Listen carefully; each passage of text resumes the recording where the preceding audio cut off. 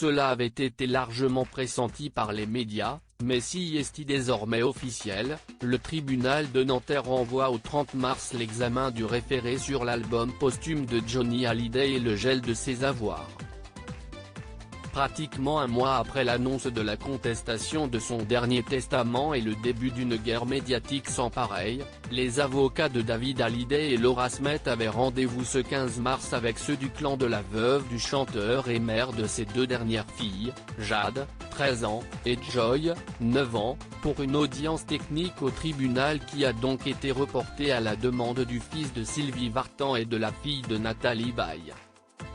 Je regrette profondément que l'audience n'ait pu se tenir aujourd'hui et m'étonne qu'une demande de renvoi ait pu être présentée par la partie adverse alors qu'elle-même a sollicité l'intervention de la justice en alléguant l'urgence, a dit l'avocat de Laetitia Hallyday, maître Amir Aslani, à la sortie de l'audience technique.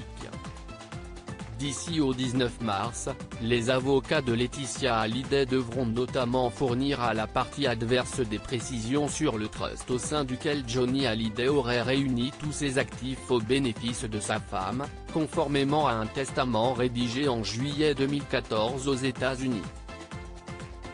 Trust et album posthume. Les avocats des aînés du rocker cherchent notamment à connaître l'identité des personnes à la tête d'un ou deux trusts au sein duquel Johnny Hallyday aurait réuni tous ses actifs au bénéfice de sa femme Laetitia. Je comptais sur cette audience afin que cesse cette campagne médiatique orchestrée par la partie adverse visant à salir la réputation de Laetitia Hallyday, a déclaré l'avocat de la veuve, soulignant qu'elle n'est pas la gangster qu'on s'attache à décrire. Le trust est bénéficiaire de tous les biens de l'artiste et Laetitia Hallyday en est la bénéficiaire et, après elle, ses enfants. Que voulez-vous savoir de plus ? A-t-il opposé.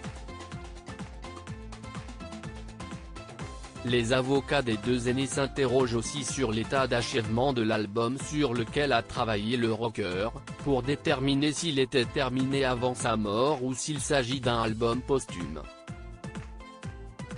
Selon les proches de Laetitia Hallyday, le taulier avait enregistré une dizaine de nouvelles chansons en partie à Los Angeles, comme il l'avait révélé sur les réseaux sociaux, mais le projet avait été terminé en octobre 2017 au studio Guillaume Tell à Suresnes, où l'artiste avait ses habitudes.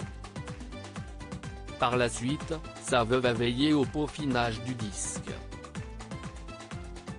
Maxime Nucci l'a produit, supervisé et arrangé, dit BFM TV. Un autre recours au fond a été déposé, à Nanterre également, pour contester les modalités de succession du chanteur, rédigé en Californie, par les aînés de la légende du rock, qui estiment que son testament les déshérite, ce qui est interdit en droit français. Ils demandent que la succession soit soumise aux règles de dévolution légale en France.